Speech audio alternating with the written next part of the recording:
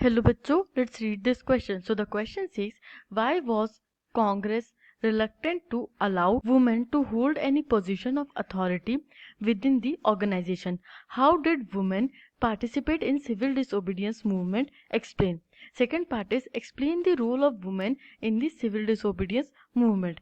यहाँ पे हमसे पूछा गया है कि इनिशियली क्यों कांग्रेस रिलक्टेंट होती है वुमेन को कांग्रेस में इंक्लूड करने के लिए और कोई पोजीशन अथॉरिटी की देने के लिए, और वुमेन ने कैसे पार्टिसिपेट किया सिविल डिसोबीडियंस मूवमेंट में. Let's see the key concept is role of women in national movement. अब जो नेशनल मूवमेंट्स होते हैं उनमें वुमेन का भी एक बहुत प्रीडोमिनेंट रोल हमें निकलकर सामने दिखता है.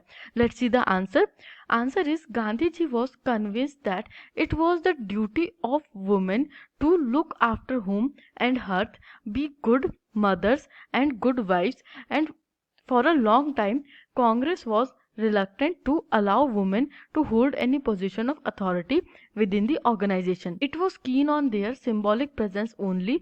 Gradually this notion changed. अब क्या होता है, गांधी जी का जो थॉट प्रोसेस होता है वो ऐसा मानते थे कि जो वुमेन है उनकी ड्यूटी बस घर तक के है, मतलब वो चौका चूल्हा संभाल ले और अच्छी मदर्स बन जाए, अच्छी वाइफ्स बन जाए, और इस तरीके से एक लॉन्ग टाइम तक के जो गांधी जी के आइडियाज थे उसी से कांग्रेस चला करती थी.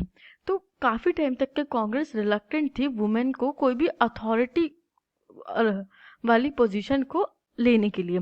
इसके बाद हम देखते हैं कि उनका एक सिंबॉलिक प्रेजेंस ही विजिबल होता है कांग्रेस में, और ये जो नोशन होता है वो धीरे धीरे बदलता है.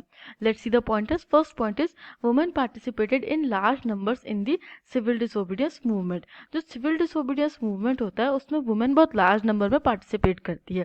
Second point is women leaders like Sarojini Naidu and Umabai Kundapur emerged a lead women in the national movement. अब जो नेशनल मूवमेंट्स हो रहे थे उनमें जो वुमेन पार्टिसिपेशन हो रहा था उसको भी women leaders like Sarojini Naidu और उमाबाई कुंदापुर लीड कर रही थी.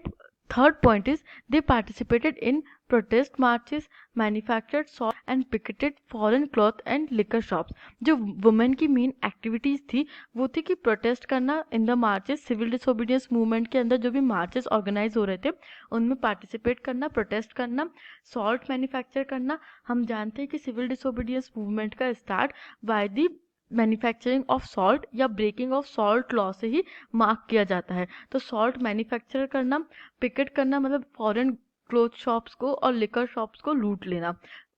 Fourth point is many women were arrested and put behind the bars during the nationalist movement.